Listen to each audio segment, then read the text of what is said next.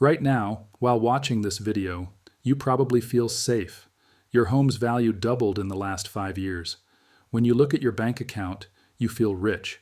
They told you, real estate never loses. They said, your home is your biggest investment. But there is a dark truth that they didn't tell you, that your real estate agent didn't write in the brochures, that your banker didn't dare whisper to you. Right now, we are inside the biggest and most brutal wealth illusion of modern history. And this illusion is not just a market correction.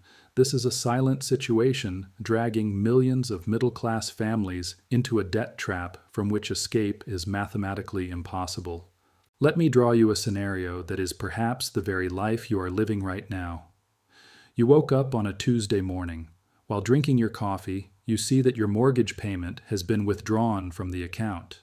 You managed your credit card debt by paying the minimum this month too. Everything seems fine. You feel successful. Then you open the mail. You see that the tax you need to pay to the state has increased by 30% because your home's value increased as a result of the property tax assessment. Right below it, you see the home insurance renewal policy. It has increased by 40% compared to last year. If you are in Florida or California, maybe double. And worst of all, in that letter from the bank, it says there is a $2,000 shortage in your escrow account, and it must be paid within 30 days. Don't worry, you are not alone. Currently, across America, 86.67 million mortgages carry a massive debt load of $13.07 trillion in total. But what is truly scary is not this trillion-dollar figure. What is truly scary is that homeowners, thinking they are rich on paper, have drawn $422 billion in home equity lines of credit, HELOC, using their homes like ATM machines. Today, I will tell you how the system makes you feel like a paper millionaire, but actually makes you poorer every passing day.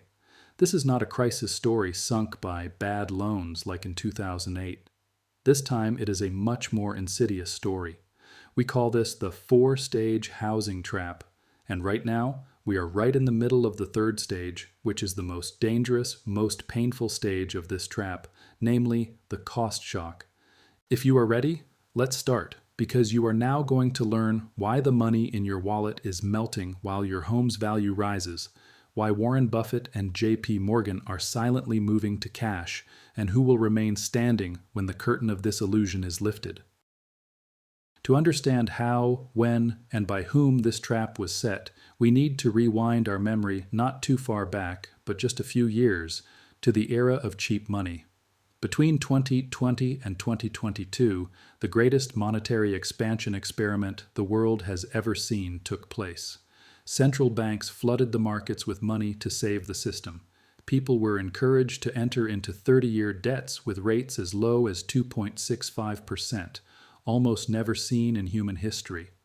Banks gave you money almost for free and said, take it, consume, buy a house, renovate. Imagine a hard-working, middle-class couple living in Phoenix. Let's call them John and Jane. In 2021, while interest rates were 2.8%, they bought a dream house for $350,000. Their monthly payments were $1,450 all-inclusive. It was even cheaper than paying rent. They felt like they made a great deal. Then what happened? The second stage of the trap, the equity illusion, kicked in. Between March 2020 and March 2025, median home prices shot up from $287,000 to $437,000. An increase of 43.8% occurred in 5 years. John and Jane's house reached a value of $500,000 just for standing there, even though they did nothing. Everyone thought they were a financial genius. At dinners, at barbecue parties, everyone was talking about the same thing. I made $200,000 from my house. But here lies exactly the trap designed by the system, most cleverly designed by Wall Street. You actually gained nothing. Your house might be more valuable on paper. You might be seeing those green numbers in your banking app.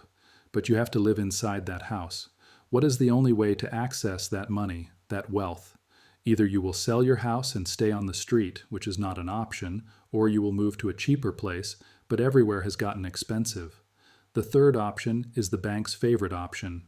You will put a lien on your house and borrow more to spend that imaginary wealth. And people did exactly that.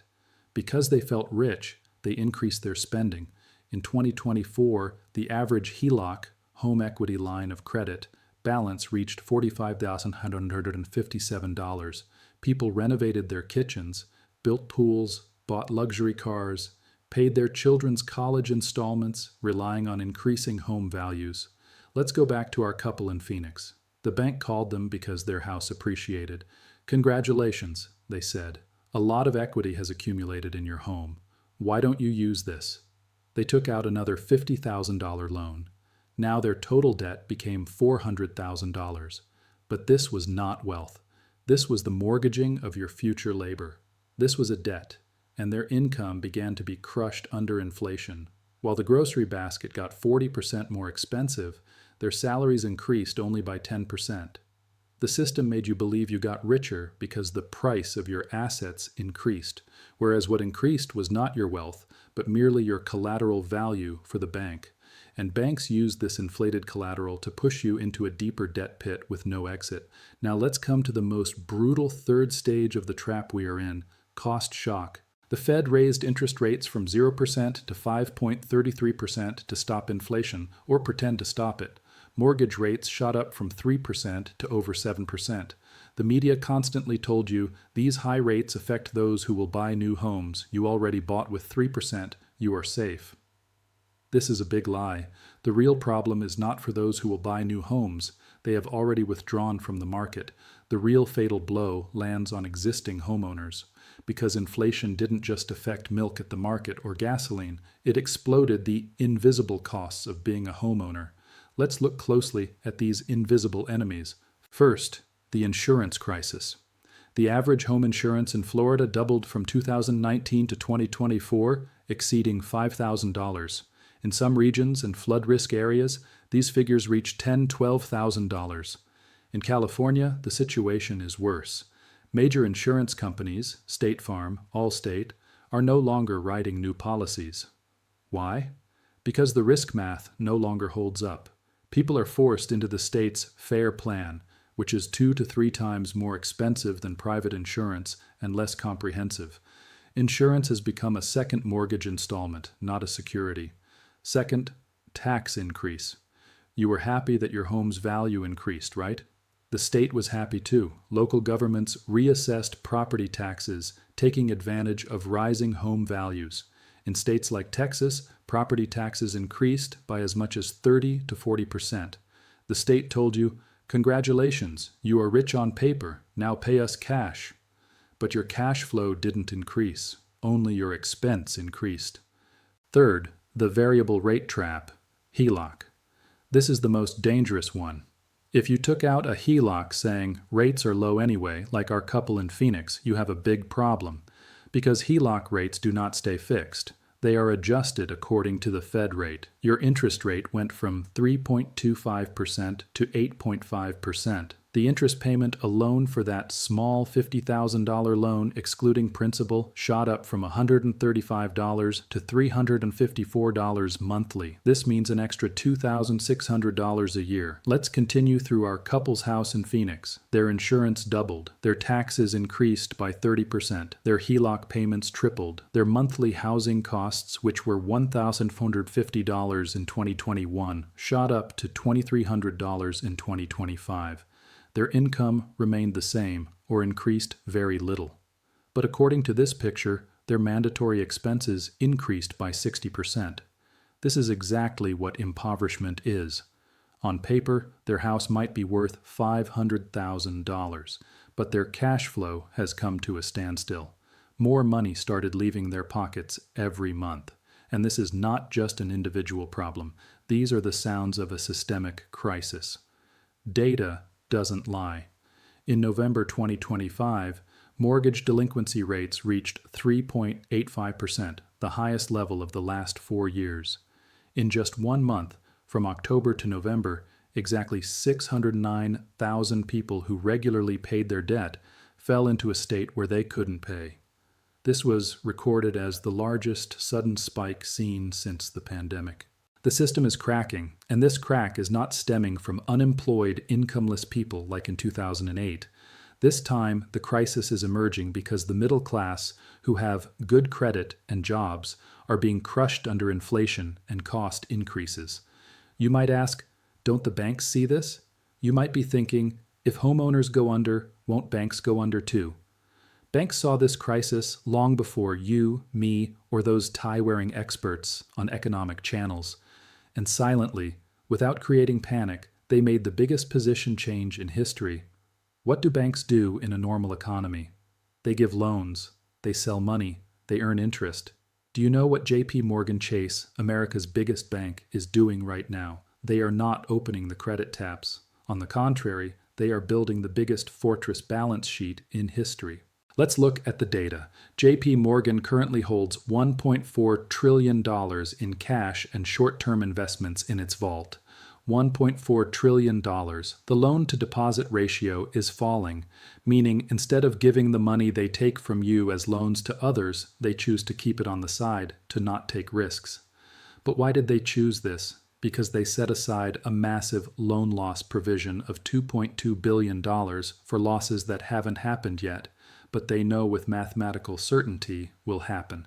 Because Goldman Sachs reduced its commercial real estate risk by 29% in the last 18 months. Big banks are selling their bond portfolios at a loss and moving to cash. Just the big banks sold $847 billion in bonds recently. Banks are aware of the approaching credit tightening. They know that consumer debts broke a record with $1.23 trillion, and credit card interest rates are at a historic peak with 21%. They see in their own databases that people have reached the point where they can no longer pay their debts. Do you know what Bank of America CEO Brian Moynihan said behind closed doors? He stated that $6 trillion of deposits could exit the American banking system within the next 36 months. This situation means the draining of the system's blood. While banks are preparing to abandon ship, they continue to tell you, buy a house, everything is fine, rates will drop. This situation is actually a historical cycle. Before 2008, insiders sold the same way, and the public continued to buy. Even in 1929, the same thing happened. While Warren Buffett waits on $381 billion in cash, while Mark Zuckerberg sells shares every day, while Jeff Bezos converts $8.5 billion to cash, what do you think they are waiting for? An opportunity? No. They are waiting for a crash. They are waiting for that moment when assets will fall to bargain prices and cash will be king, because they know the system can no longer carry the total state debt load of $38 trillion. Economic markets have shown us repeatedly throughout history how this movie ends. Human nature does not change, math does not change, and the collapse phases of empires never change. Look at the Roman Empire. Emperors reduced the silver content in the money, denarius, from 95% to 5% to finance wars and luxury spending. Even though the amount of money in people's hands increased, purchasing power vanished. Prices increased by 1,000%. While the public got poorer, the empire created a wealth illusion by playing with numbers. So what was the result? Social collapse and dark ages. Weimar Germany, 1923. The government printed money to pay its debts. House prices reached billions of marks. Everyone was a billionaire on paper, but even a loaf of bread couldn't be bought with those billions. The entire savings of the middle class were wiped out by the inflation tax. This is exactly what is happening in America and the Western world today. Your house might be worth $500,000. You might see $1 million in your retirement account, but you are getting poorer every month because of your grocery basket, insurance, tax, and electricity bill. This is the silent wealth transfer of the modern age. While you rejoice saying, "My house appreciated," the state melts its debt through inflation and steals your purchasing power. This is also what Janet Yellen calls fiscal dominance. The debt is so big that they cannot lower inflation by raising interest rates because this would bankrupt the state. The only way to choose is to allow inflation and debase the currency. Now let's come to the most important question. What should you do to not fall into this trap, to survive this collapse? Fear is a strategy. Panic is not a plan. Analysis, knowledge, and preparation are your only way out in this situation. First, accept the situation. The government will not save you. Even if the Fed lowers rates, mortgage rates will not return to 2021 levels, 3%. Those days are over now. In this case, what should you do?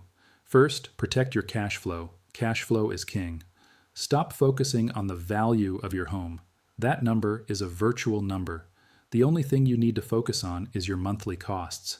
If your housing expenses, loan, tax, insurance, maintenance, exceed 30% of your income, you are in the danger zone. Tighten your budget if necessary. Sell your house if necessary, but keep your cash flow positive. Second, avoid variable interest. If you have a HELOC or variable rate debt, fix it immediately. Stop betting that rates will fall. When the second wave of inflation comes, which historically always comes, rates can rise to levels you cannot imagine. Third, build your fortress. Just as JP Morgan holds cash, you must hold it too. Put aside your 6 months of mandatory expenses, not just mortgage, including tax, insurance, food. If you lose your job, the average recovery time is 4 to 6 months, or in a moment of crisis, this cash will be your savior at that time. Fourth, get out of the system. Acquire real assets. Do not limit your entire wealth to a house that appreciates on paper but provides no cash flow and constantly eats up tax insurance. Do you know what smart money, Central Bank of China, Russia, billionaires, is doing right now? They are selling US bonds and buying gold and silver. So why? Because these are assets with no counterparty risk. States cannot print them, banks cannot freeze them. While industrial demand for silver explodes, its supply is decreasing. Consider this trend. The historical cycle is completing. The end of the chapter is coming. But for those who are prepared, this is not an end, but a new beginning. It is the period when assets change hands, flowing from the unprepared to the prepared. Open your eyes. Do not get caught in the illusion. Do not listen to everything the media says. Filter it. In the next video, we will talk about why China is silently selling $628 billion of US bonds and trying to take over the silver market, and what this means for the dollar in your pocket. Subscribe to the channel. Turn on notifications, because the system will not tell you the truth. We will.